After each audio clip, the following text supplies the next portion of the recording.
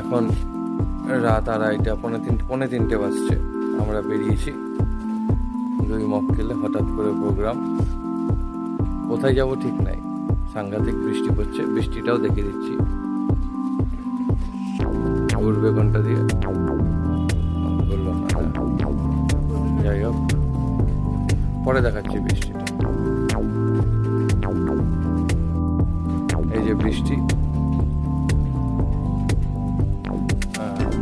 আমরা ঠিক বালকনাথ তলার এখানে এসে আটকে আছি।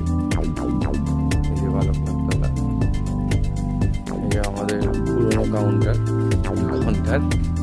আগে অনেক আসতাম, এখন আসতে দেয় না। সময় আসতে দেয় না।